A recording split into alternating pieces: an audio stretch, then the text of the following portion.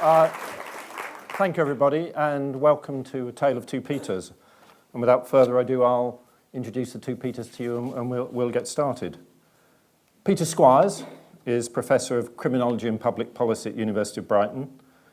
His work covers a pretty wide range of important social issues, including youth justice, crime prevention, policing, gun control, and gun crime. He's advised both government and police forces on a range of major policy issues. He's written a number of very influential books, including Gun Culture or Gun Control, Rougher Justice, Young People and Antisocial Behaviour, and his last book, most recent book, called Shooting to Kill, Policing, Firearms and Armed Response, discusses police armed response policies. Ladies and gentlemen, Professor Peter Squires.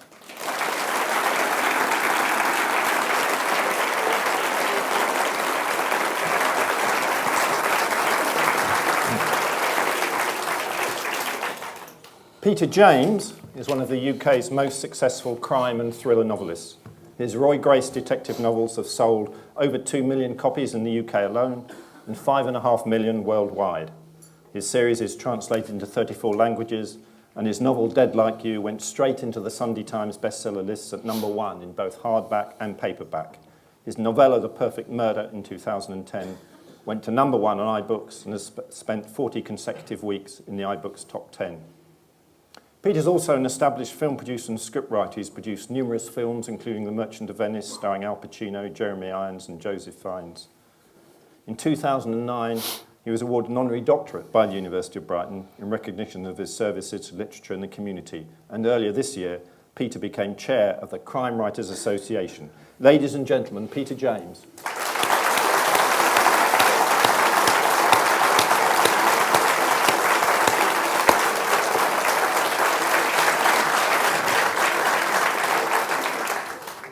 Gentlemen, Peters, to kick us off, what I first want to know from both of you is what first got you interested in crime or the police, and how did that lead to where you are now? Peter, left Peter, do you want to start? Left Peter. Yes, it's all about Z cars, really. When I was a kid, I used to watch a lot of Z cars, and that kind of action-oriented, solving crime, sorting out the bad guys, really appealed to me. It was a new drama. Opened up the whole of a different kind of policing, and I thought that looked quite interesting. I left school in 1974. God, that sounds a long time ago now. And joined Avon and Somerset Police Cadets. And Avon and Somerset took you on the understanding that you'd grow to the dizzy height of 5'8". You want to stand up? And as you can see, and unfortunately I didn't. And so university had to be the second choice. I thought, I had a plan. I thought when I'm a graduate, they'll not worry about that extra centimetre. But then that became 1979. Margaret Thatcher had just been elected, and the police got a nice big pay rise, and suddenly they were stuffed out with tall graduates as well. So I was done for a second time, and so I just became a social scientist and gravitated back towards policing and policing issues, which had always been an interest. Peter. I got burgled. way back in the early 1980s, and a young detective constable called Mike Harris came to the house, and I just had my first book published, which was a very bad spy thriller, which I keep out of print, so if you ever see it, just ignore it. And he said, "Oh, is that you?" And I said, "Yeah." And he said, "Oh, if you ever need any research help, give me a call." And he gave me his card. And my then wife and I got friendly with him and his wife, Renata Harris, who was also a police officer and still is. And they started inviting us to one or two events. And I realized that almost all of their friends were police officers, and that it was quite an inclusive world.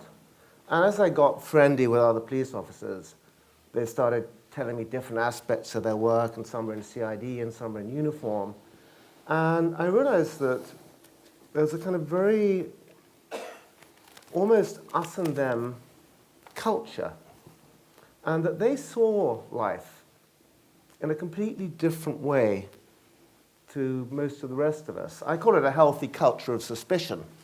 That I think if I know there are quite a number of police officers here tonight, but I think any member of the public walking down a street in this lovely city of ours, say West Street or North Street, and we saw two guys look in a shop window, we think they're wondering what they're going to buy. Police officer looks at them and goes, why are they standing there? Are they going to mug someone? Are they going to rob the shop? Is it about to kick off? And the more I got to know police officers, the more I realized how fascinating their world was, because it really was a completely different perspective. And I think that, and we'll talk about it later, but I think that a lot of the fascination that we have with crime stems from just that whole aspect of what is it that makes a criminal different to an ordinary, decent human being? And how do we avoid becoming a victim of that criminal? Okay. Peter, here, you've built a career on murder. Peter, here, you've built a career on guns. Is there something we should worry about in terms of violence, issues of violence? That obsession's too strong a word for either of you, but certainly there's something there that perhaps you could talk about. Murder, guns? I think a lot of my colleagues think I'm a bit obsessed by guns, yeah.